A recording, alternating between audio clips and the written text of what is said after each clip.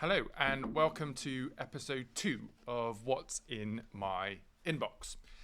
This is a new series of explainer videos on my YouTube channel answering the most frequent questions submitted by you, my constituents here in Bristol Northwest, on email.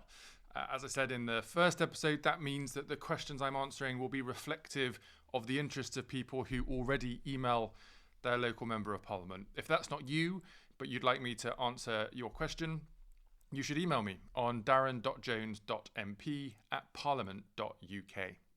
So let's get into the top 3 issues now for episode 2. First up, the government's proposal for a digital ID. What is it? What's going to happen? And should you be worried about it? So what is it the government has announced? Essentially, the government wants to allow you to be able to log in to the gov.uk app and prove who you are so that you can access public services. That's basically it in a nutshell. The one bit that's a bit different is that by 2029, so at the end of this parliament, the government's going to make it a legal requirement that you have to digitally prove your right to work. What does that mean? At the moment, when you get a new job, you have to prove your right to work. That's already a legal requirement on all of us, much like having a national insurance number to make sure we're paying the right tax to HMRC.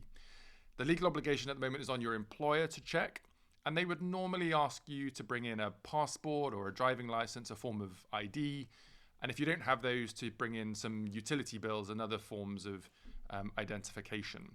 Lots of employers now do that digitally already, and you might be asked to go to some of the private companies that provide digital ID services using your phone, like Yoti or others. What the government has said is that the requirement to digitally prove your right to work will become mandatory from 2029. Now, why is that important?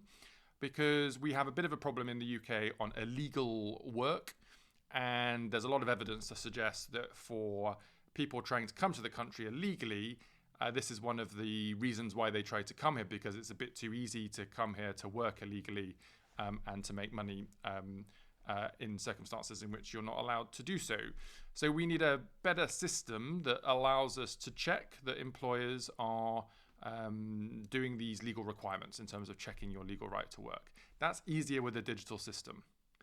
If you think about the obvious example, if your employer's photocopying a utility bill or a passport and putting it in their filing cabinet, it's very hard for HMRC or the Home Office to know that the employer has done all of the checks properly. If it's digital, they'll be able to look at the digital records for that employer, see how many people that they are employing, and see how many right to work checks they've done. And if there's a discrepancy or some suggestion that that's not lining up, then they'll be able to send someone round to check whether the employer is following the law. It's early stages. This is not until 2029. You'll only have to do it if you're in work and when you get a new job.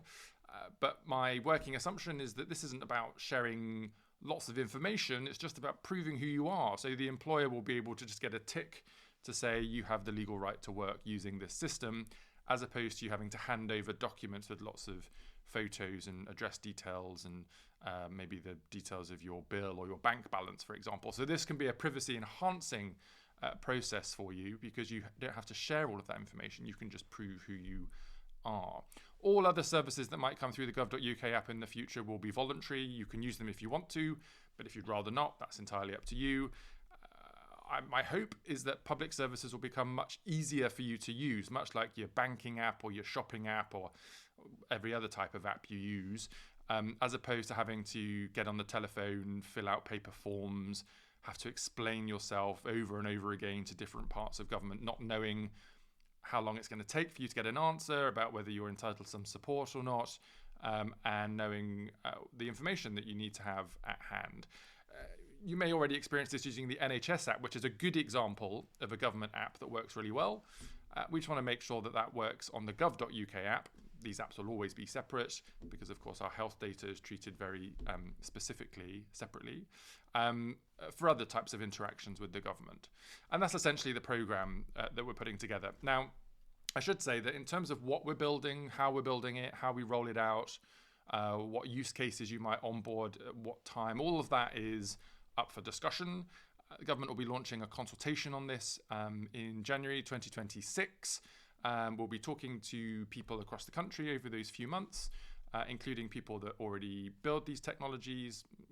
Think about the banking sector, or as I say, those companies that have already built digital ID tools, to think about how we can work together on this to build better services for the public. And then once we've taken part in that consultation, we'll then be able to take some decisions about what we're going to do. And we'll probably need a legislation in Parliament. So we'll need to pass some law later in 2026 in order to give us the legal powers to make this happen. Parliament's going to be a really important partner in this. Because irrespective of who's in government at any particular time, it's right that Parliament has democratic oversight of government use of these technologies. And so we'll be building mechanisms with Parliament through the law itself, but also in conversation with select committees and others to make sure that in the long run, in the future, there are appropriate checks and balances about how these government apps can be used. I know there's been a lot of noise about this online. People have been worried about state surveillance when you look at maybe how other countries like China or others use this technology.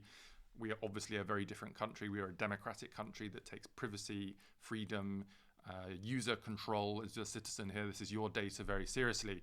And all of our systems will be built with those very key principles in mind. If you actually looked at other similar democratic countries like Australia or Denmark, or even Estonia, some other countries that have had this technology for a very long time, you'll see the enormous benefits they've had. It makes it much easier for you to be able to do things in those countries, to engage with government, to get the help when you need it.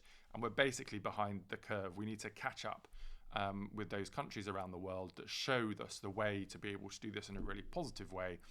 And also to make sure that, as I say, in this country, when you're doing your banking or your shopping or booking your holiday or buying stuff for delivery at home, you get the same type of experience when you engage with the government.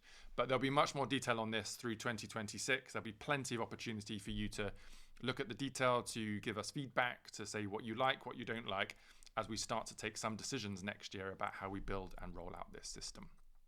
Okay, so that's digital ID. The next question. Why is the government allowing private finance to be used in the National Health Service? So this is a question about buildings, which we're calling neighbourhood health centres. So you'll know at the moment that you basically either go to the GP or you go to the hospital. And in the past, many years ago, some of these buildings were paid for entirely by money from private investors, not from the government. And of course, when a private investor invests, they expect a bit of a rate of return on their investment. So there's like a little profit margin on the top, which has to go back. The reason that happened a decade or so ago was to enable more activity to happen than was available at the time with public funds. We're not going back to doing that. We're doing something very, very different. So the government's announced that specifically for these neighbourhood health centres, which is like something between a GP surgery and a hospital, where you don't have to go to A&E or wait in a big hospital setting, but equally you don't have to go and see the local GP. Maybe if you're having a particular scan, or you've got to see a specialist that you can see in a community setting that's closer to you, those new buildings will allow up to 20% of private capital, and it will be against 80% of public funds. And there's two reasons that the government's decided to do that. The first reason is that because it means we can actually roll out more neighbourhood health centres than we might be able to afford ourselves across the country.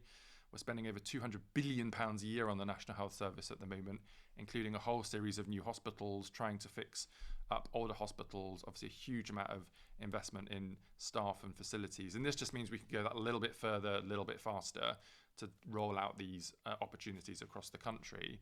And the second reason is to do a bit of a test, really, a pilot, to look at this model where it's 80% public money, 20% private money, compared to 100% public money, and to see whether there's any benefits of building and funding these in a different way. Can you get the costs down? Can you build them more quickly? Do you have more kind of confidence in the supply chain for jobs and work to be able to do that if it's supported by a bit of private money?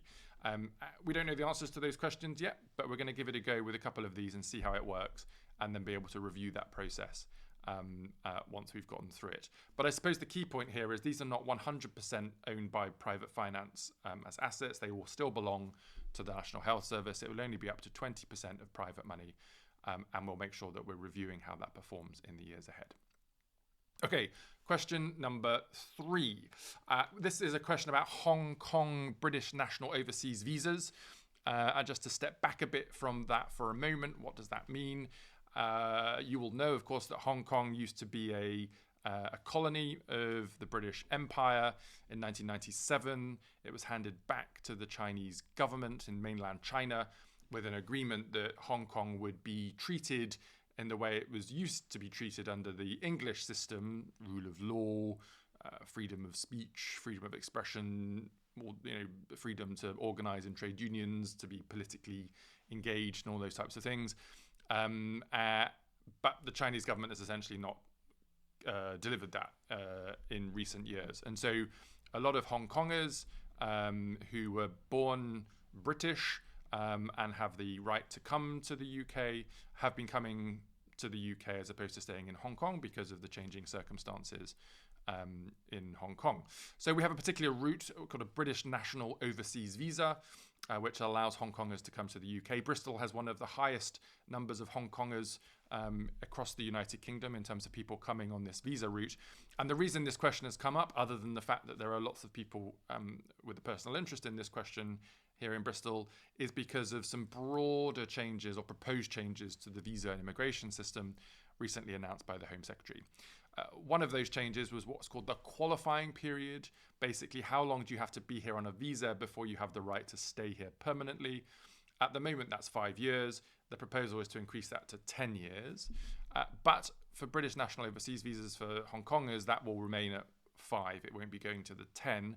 And I think the main question that constituents have had on this is parts of that consultation around what the kind of mandatory requirements are in order to qualify for the right to stay in the long run. And that's, for example, being able to be in work, to bring in money to cover your own bills, so you're not relying on the welfare system here in the UK, especially if you've not contributed to it because you've just arrived, and that you're able to kind of fend for your family, essentially. We're consulting on those mandatory requirements. We think they're reasonable for people who want to come here and set up their lives here. But the consultation is ongoing, so I would encourage you all to contribute to that if you have particular views. The government will consider those responses and will respond in due course. But I think the most important message here is that qualifying period will not go up to 10 years for Hong Kongers. It will stay at 5 years. And as I say, the mandatory requirements, which we think are broadly reasonable, the detail of that will be published probably in 2026. So those are the top 3 questions in my inbox at this time for episode 2. I hope that was useful to talk around some of the detail there. If you have any feedback or further questions, you can put them in the comment box to this video and we'll keep an eye on them. And as I say, the questions that we're talking about in these explainer videos are based on the emails that come into my inbox, which will, by their very nature, reflect my constituents who are already in active communication with me. If that is not you and you'd like your question to be explained on one of these videos in the future, make sure you drop me a line on darren.jones.mp@parliament.uk, and we hope to be able to talk about it in episode 3, 4, 5, or any other episode in the future. Thanks for listening.